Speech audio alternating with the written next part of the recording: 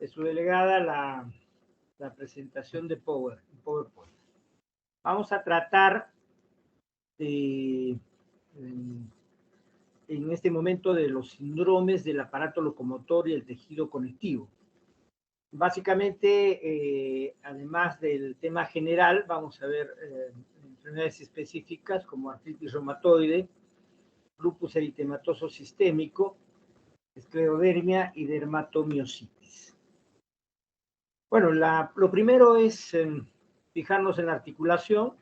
La sinovia, tenemos membrana sinovial, hueso, cartílago, tejidos periarticulares, y hay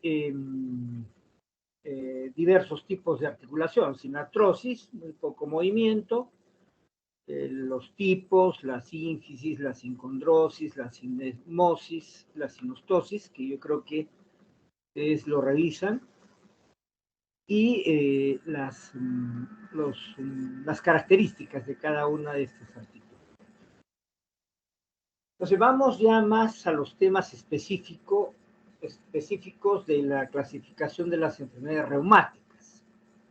Y aquí vamos a ver los trastornos básicos, los trastornos prototipos, o sea, las enfermedades propiamente, profundizando en las más frecuentes o las más significativas, las características clínicas típicas y las pruebas de laboratorio útiles, ¿no? Entonces, por ejemplo, tenemos el primer tipo de trastornos, o sea, básicamente sinovitis, infiltración mononuclear, folículos de linfocitos T, inmunoglobulinas producida por células plasmáticas, o sea, básicamente un proceso inflamatorio, articular o periarticular. Y el trastorno típico es la artritis reumatoide, y aquí podemos decir que entre lo clínico, lo que prima es la artropatía sobre el resto del cuadro clínico, el resto de las manifestaciones sistémicas. Entonces, las enfermedades sistémicas es un trasfondo a la artritis, que es básicamente el cuadro que domina. Las pruebas de laboratorio útiles, entre otras, que vamos a ver luego, el factor reumatoideo, que es un 75% positivo, o sea, no es 100% como podríamos esperar, o sea, tenemos que tener en cuenta esto. Entonces, el factor reumatoideo, si bien es muy sensible,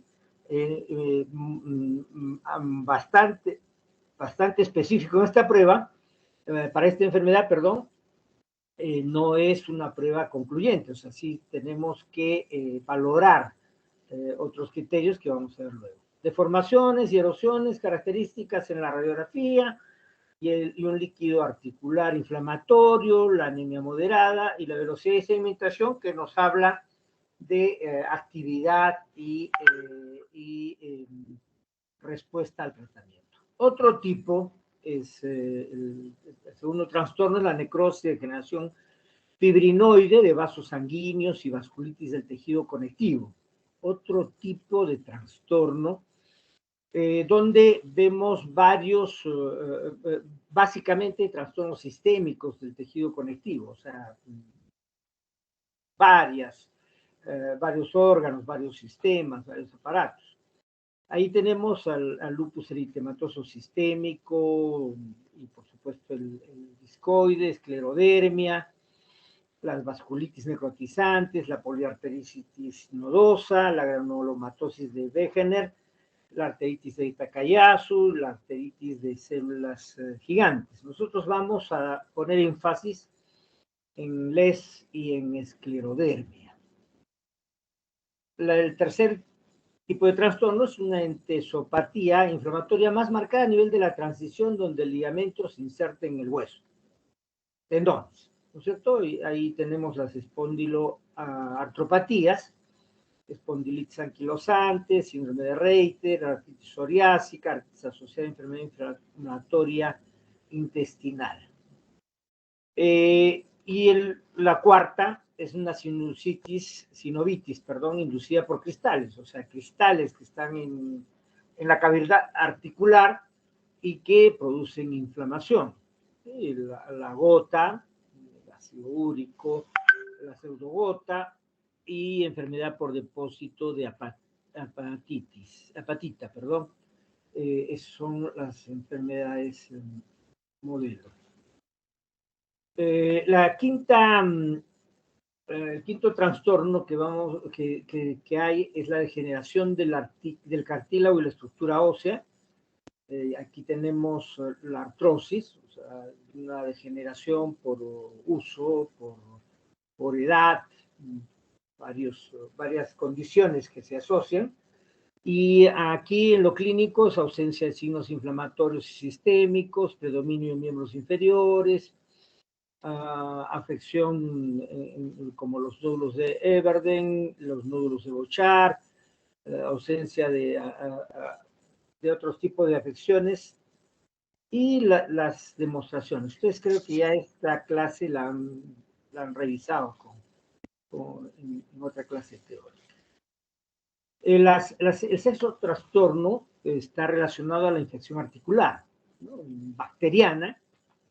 Hay gérmenes que tienen un tropismo por las articulaciones, por ejemplo el gonococo, el estafilococo y el estreptococo, que por su gran presencia en nuestras superficies corporales, en nuestra piel, y por lo tanto asociada a varias infecciones, también puede afectar. Y por último, gram negativos, o sea, cuando la afección es de un órgano diferente, pero que hace metástasis en las articulaciones. Las miositis, la séptima afección, es un infiltrado celular inflamatorio del músculo, ¿no? Hay necrosis muscular o atrofia de las fibras. Y tenemos aquí la polimiositis y la dermatomiositis como enfermedades índices y que también vamos a tratar en este conversatorio. Los trastornos locales, o sea, ya que pueden ser por cuestiones traumáticas, laborales, malas maniobras, actividad deportiva, tendinitis, bursitis, tendinitis calcificada, lumbalgia aguda. Y los trastornos generalizados, recientemente en estudio, no muy bien clasificados, ¿no? Tenemos aquí la fibromialgia, que es una enfermedad compleja. ¿Sí? Tenemos además, bueno, vamos ya a tratar los 4 temas específicos que señalamos. Vamos a ver la artritis reumatoide. ¿Sí? Entonces ahí ya hablamos de la fisiopatología. Hay una sinovitis que va a ocasionar una hipertrofia vellosa en la superficie. Hay infiltración por células mononucleares, como ya referíamos, folículos de linfocitos T asociados a la inflamación, producción de inmunoglobulina por las células plasmáticas, o sea, anticuerpos también, o sea, hay una inflamación intraarticular y en los tejidos adyacentes. La clínica, ya lo dijimos, la artropatía domina el cuadro clínico sobre el tema general, sistémico.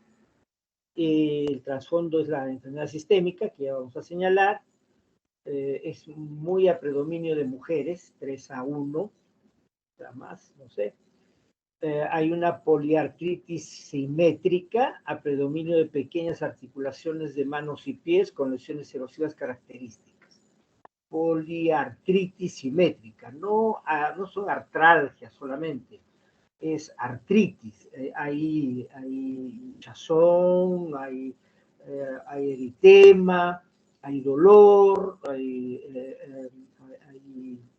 signos típicos de inflamación en las articulaciones, y ese predominio de las articulaciones distales, vamos a decir, no solo pequeñas, o sea, manos, pies, ¿sí?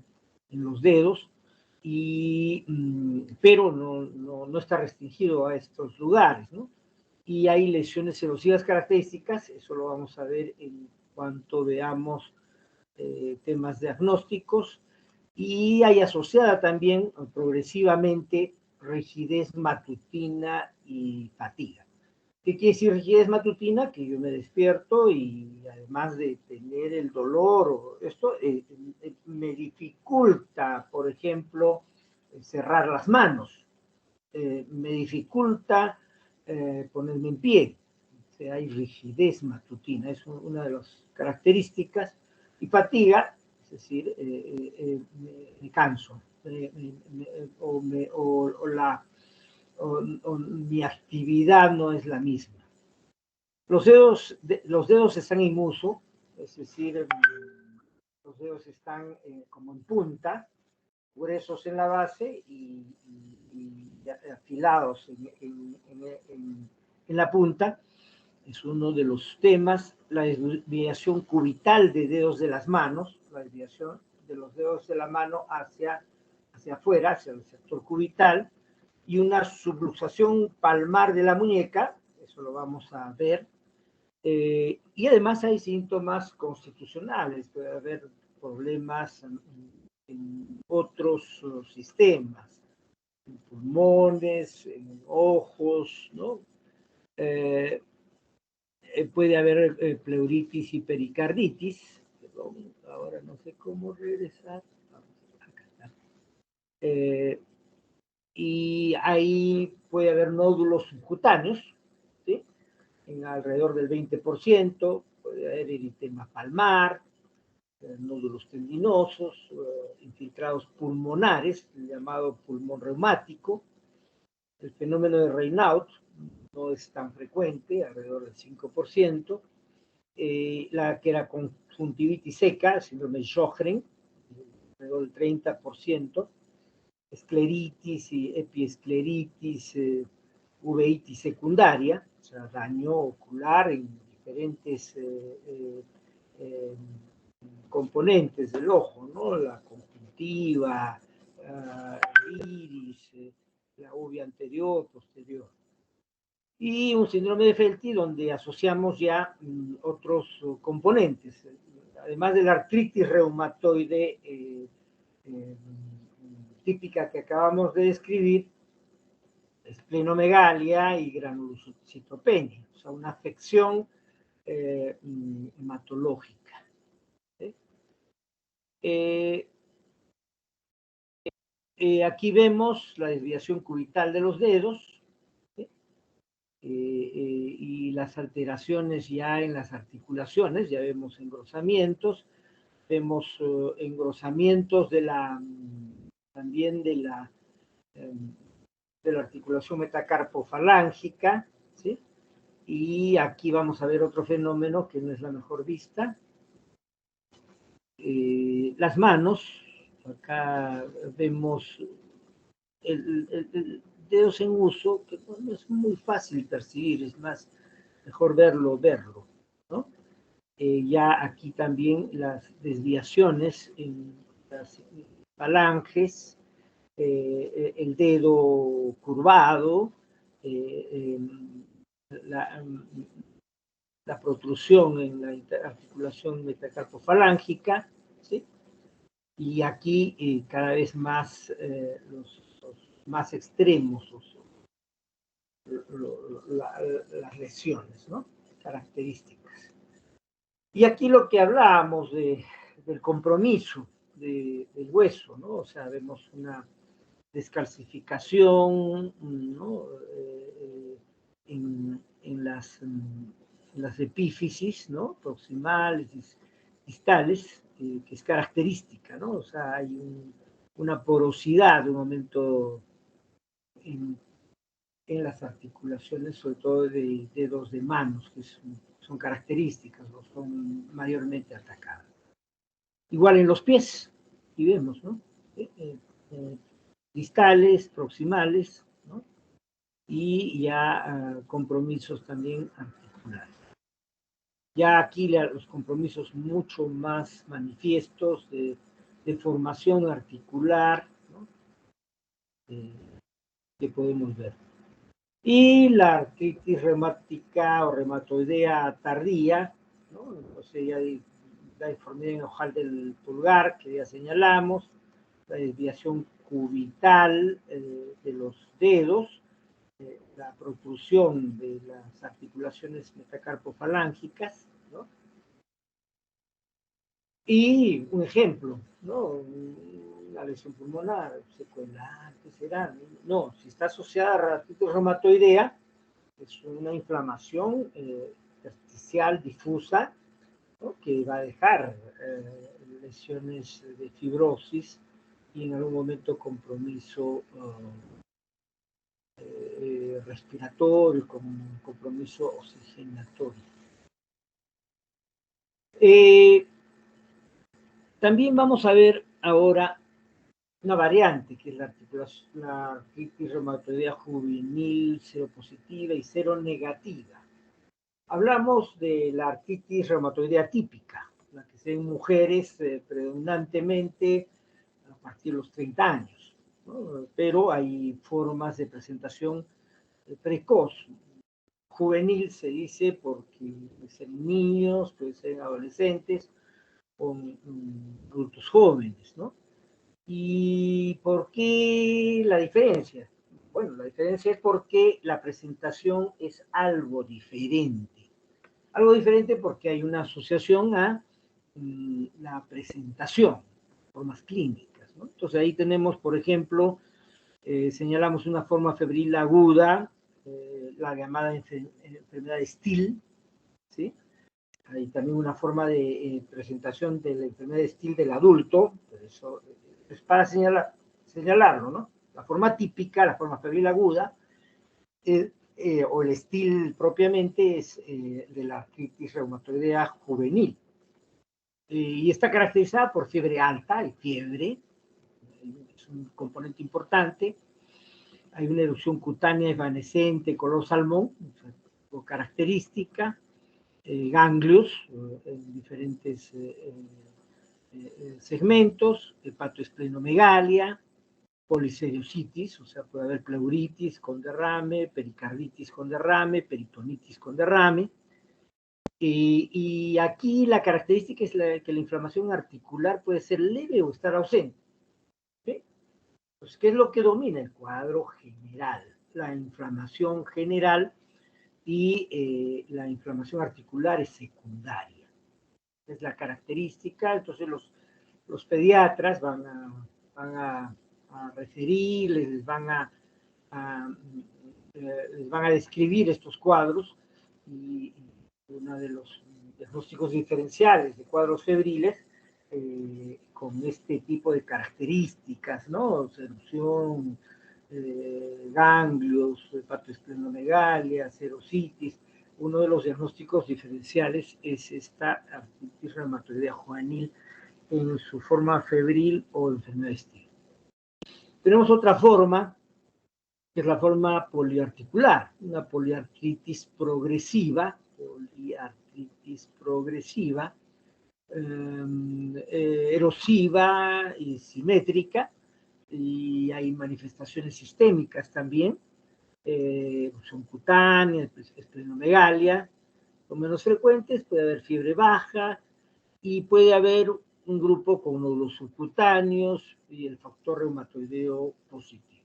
En otras palabras, esta forma poliarticular es muy parecida a la forma, a la artritis reumatoide del adulto, ¿no? O sea, es muy parecida, tiene sus variantes, porque los niños, los jóvenes, adolescentes y jóvenes reaccionan diferente al tema inflamatorio, un poquito variado, pero básicamente muy parecida a la forma de presentación del adulto.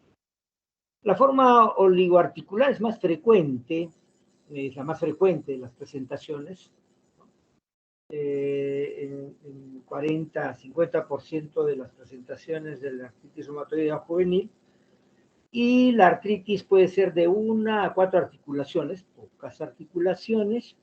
Hay signos sistémicos mínimos, puede haber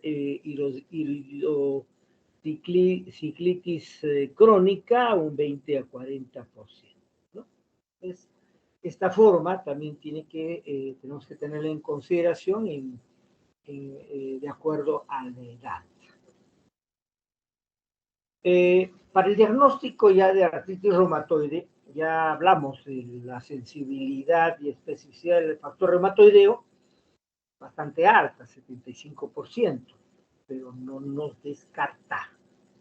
No descarta. ¿Por qué? Porque hay artritis reumatoide sin factor reumatoideo positivo, así de sencillo. Entonces nosotros, uno de los temas que quizás he debido resaltar aquí, es de que el cuadro clínico es característico y típico, y tenemos que darle mucho énfasis a esa poliartritis de la artritis reumatoide. Las deformaciones y erosiones en la radiografía, que ya las hemos visto, hay una anemia moderada, secundaria, la velocidad de sedimentación globular y la PCR, la proteína C reactiva, se elevan en actividad del cuadro, y ya, como señalamos, son marcadores de respuesta al tratamiento. Yo estoy en un cuadro agudo de artritis reumatoide, yo le doy un tratamiento, y el tratamiento mejora la velocidad de sedimentación, mejora la PCR, quiere decir que estoy obteniendo mi objetivo terapéutico. Todavía no mejoran estos valores, quiere decir que la inflamación persiste y tengo que continuar. Entonces, esta es la idea del valor, perdón, de estos dos marcadores. Ocasionalmente eosinofilia, por proceso inflamatorio. Hay una característica que es la serología luética falsa positiva, el BDRL. ¿Sí? El BDRL puede ser falso o positivo, positivo o falso. Y hay una prueba que es el FTA-APS, que es una prueba confirmatoria de Lewis, y si la prueba está negativa y tenemos un cuadro clínico compatible con artritis reumatoide, es un signo positivo de que estamos ante un cuadro de artritis reumatoide. La artritis reumatoidea juvenil, más bien hay leucocitosis importante, o sea, reacción inflamatoria importante, trombocitosis, hay aumento de las plaquetas, la velocidad de sedimentación está elevada, el factor reumatoideo y los anticuerpos antinucleares pueden estar negativos, ¿sí? Y es lo característico de la enfermedad. Hasta ahí la artritis reumatoide, lupus eritematoso sistémico. Como decíamos, el lupus eritematoso sistémico, básicamente hay una necrosis y degeneración fibrinoide de los vasos sanguíneos y vasculitis del tejido conectivo. Entonces, el compromiso es en vasos, vasculitis, necrosis, degeneración. ¿Sí? Y hay, como estamos viendo aquí, los trastornos sistémicos es lo que domina, a través con la artritis reumatoide. Siempre predomina en mujeres jóvenes. Predomina en mujeres jóvenes.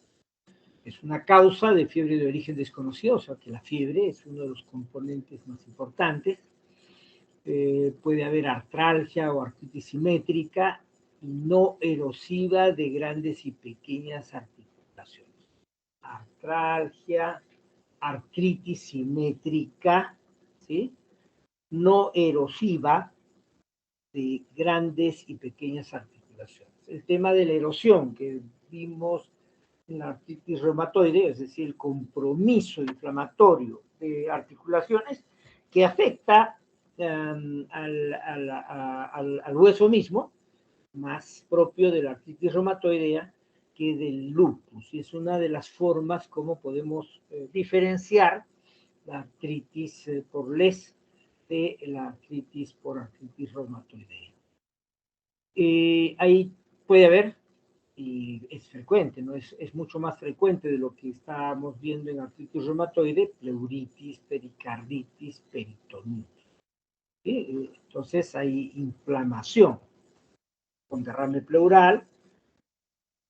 Hacemos la prueba, perdón, la punción, vamos a ver un líquido inflamatorio, igual en el pericardio. En la peritonitis es un poco más complejo, más difícil los diagnósticos, pero se puede dar, se puede ver. Hay lesiones cutáneas también, nódulos, púrpura, eritema, ulceraciones. ¿Sí? Hay un eritema característico. El fenómeno de Raynaud, que es manifestación de una vasculitis periférica, es mucho más manifiesto, mucho más importante que artritis reumatoide, hasta un 70%. Podemos tener neumonitis, infiltración a cavitación pulmonar, o sea, hay compromiso pulmonar intersticial, ¿sí?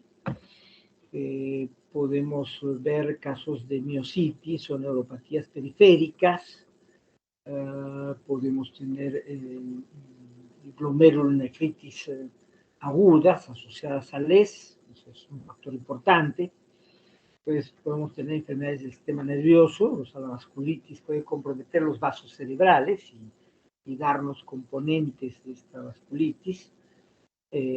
Hay linfadenopatías, o sea, esplenomegalías, diferentes localizaciones, esplenomegalia. Hay alteraciones hematológicas, anemias hemolíticas, trombocitopenias, leucopenias, eosinofilias, síndrome de coagulación intravascular diseminada, o sea, problemas complejos hematológicos. La afección ocular también es importante, uveitis, conjuntivitis, queratoconjuntivitis seca, o sea, Sjögren. ¿Sí? Retinopatías químicas o hipertensivas, infiltrados algodonosos, hemorragias. En otras palabras, es una enfermedad que se presenta de múltiples daños, diferentes compromisos, y esas características nos deben hacer sospechar de este lupus eritematoso sistémico, predominio de mujeres. Aquí, para ver la lesión del lupus eritematoso, ¿sí? Lupus, o sea, lobo, ¿no? Eritematoso, ¿sí? Una lesión en cara, la vasculitis propiamente, ¿sí? Aquí vemos en otras zonas, en el pecho, en la espalda. El predominio es en zonas expuestas, sobre todo en la cara, ¿no? Pero puede ser en varias zonas del cuerpo, como vemos. Otro tipo de la lesión lúpica facial, característica. Aquí para describir ya el fenómeno de Raynaud, saben que los dedos se vuelven blancos por la falta de flujo sanguíneo, sobre todo si estoy expuesto al frío, ¿no? Por algunos momentos del día que tengo menos actividad, por ejemplo al levantarme los dedos están blancos por la falta de flujo sanguíneo. Luego ya se vuelven azules, como dice ahí, cianóticos por la falta de oxígeno, o sea, ya pasa a una segunda fase, y luego rojizo cuando retorna la sangre, ¿cierto? Entonces yo estoy con mi mano que se ha puesto pálida, fría, y yo tengo que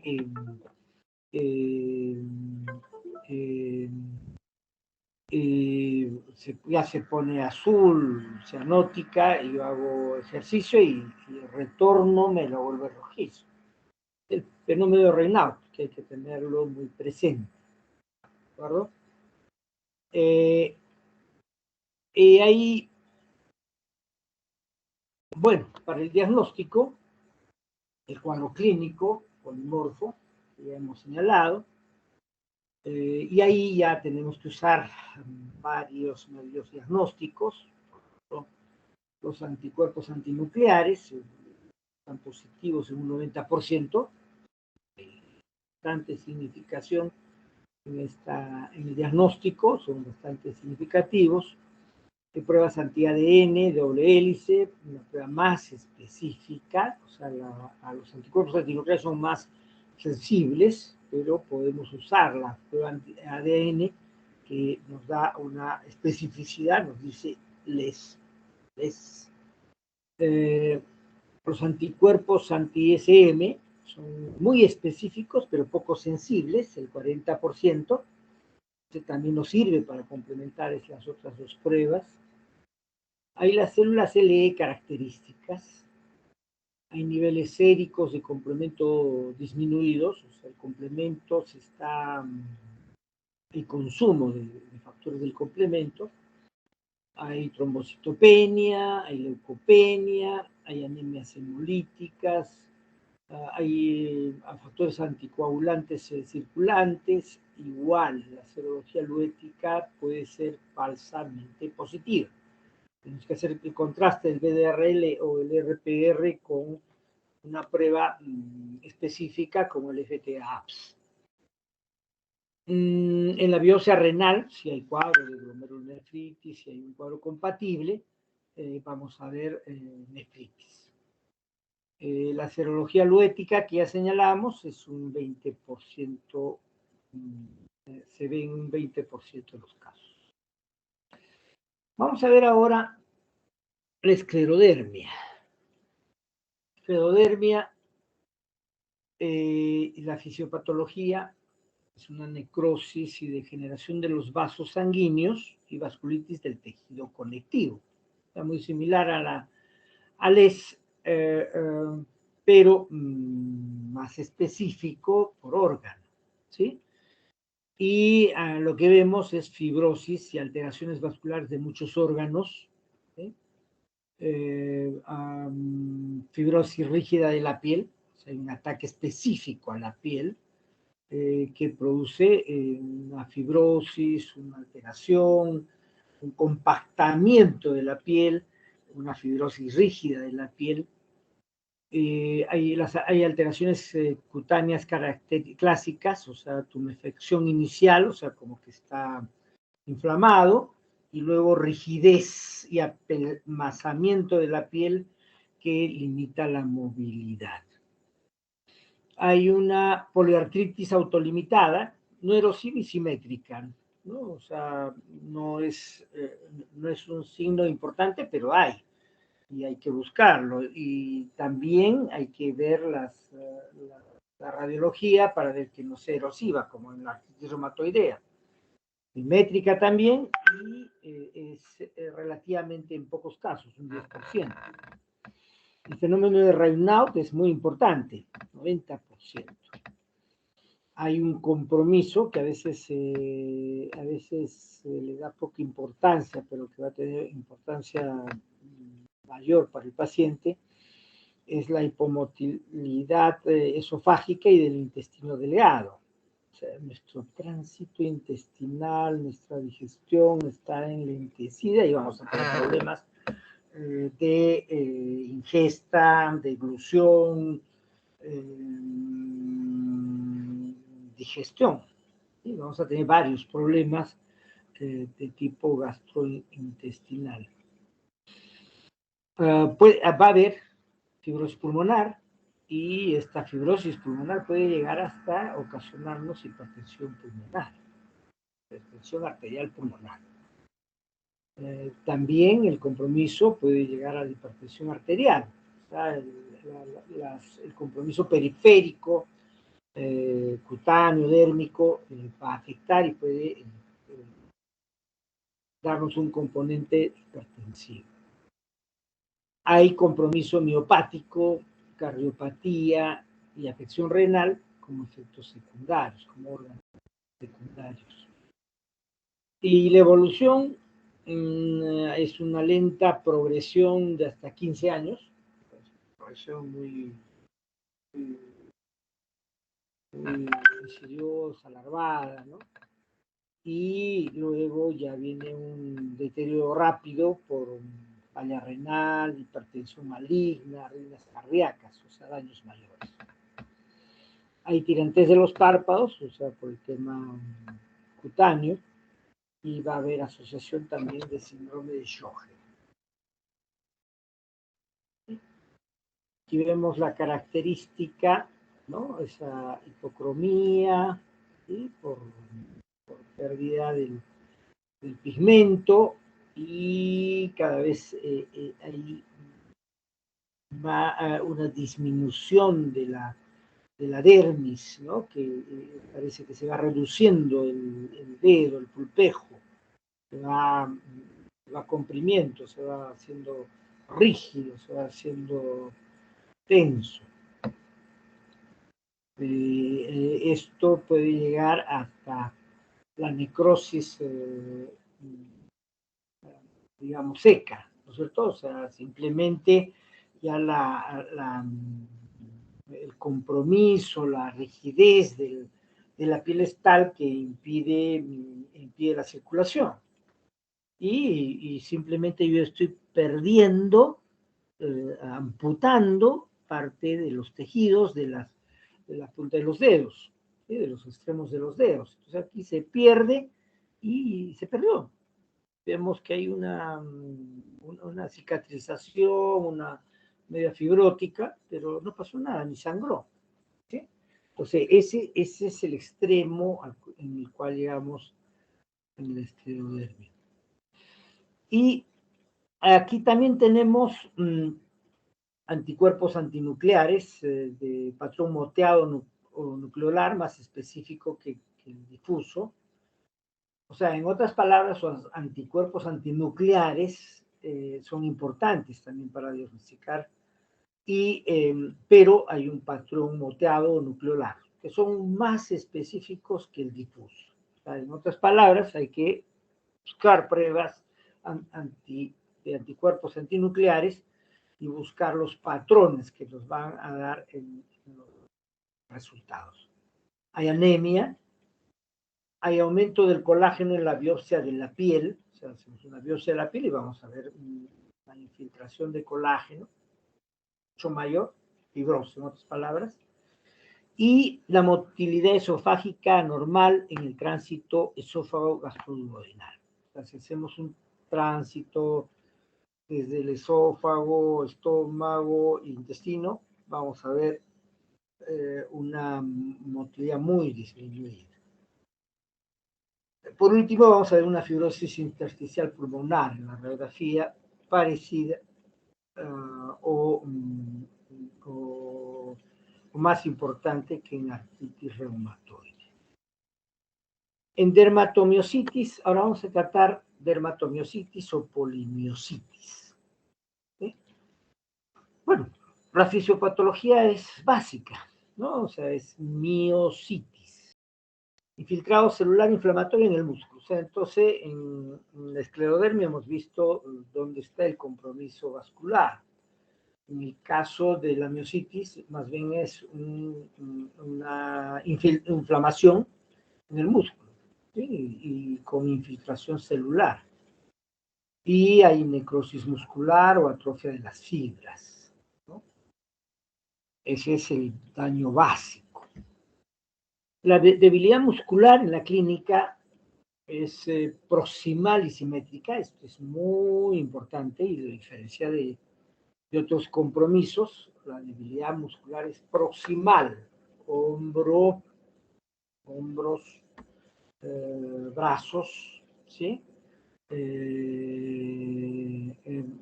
Músculos próximos a la cadera, y hay una erupción cutánea característica, es el 40%. En ese 40% hablamos de dermatomiositis. En el otro caso hablamos de polimiositis. ¿Sí? El 25% está asociado a esta debilidad muscular a dolor muscular. ¿Sí? hay disfagia, hay artralgias, hay fibrosis pulmonar, el fenómeno de Raynaud en un porcentaje mucho más bajo, pero importante, 25%. Y hay una asociación con procesos malignos, o sea, con cáncer. Cáncer es 4 veces mayor en edad avanzada. O sea, los pacientes mayores tienen una mayor tendencia a complicaciones cancerosas o a aparición de cáncer. Tenemos también una sufusión violácea alrededor de los párpados, una coloración, una característica en los párpados, que lo vamos a ver. Hay debilidad de los músculos oculares también. Y hay compromiso en otros órganos, como por ejemplo conjuntivitis, epiescleritis e iritis. Aquí vemos la inflamatoria en los músculos, ¿sí? Característica. Y en los diagnósticos, por supuesto, la biopsia muscular anormal es el estándar de oro, la prueba de oro, y vemos las características, lesiones que acabamos de ver, están polimiositis, hay enzimas musculares elevadas, la creatinfosfoquinasa, de sus formas, las aldolasas, la aldolasa, las transaminasas, en este caso la salacética, la glutámico-pirúvica, las gamas glutamilpeptidasas pueden estar, la deshidrogenasa láctica menos importante, pero para diferenciar, por ejemplo, de pruebas hepáticas es la creatinfosfoquinasa, ¿cierto? Y, por supuesto, la bilirrubina, que en este caso no van a estar elevadas, ¿sí? Y, por último, una electromiografía. Electromiografía anormal, más las pruebas de enzimas elevadas y más una biopsia muscular anormal, más el cuadro clínico característico que hemos descrito, son las pruebas diagnósticas. ¿Sí? Bueno, hasta aquí quedamos. No sé si hay alguna duda o comentario para resolver.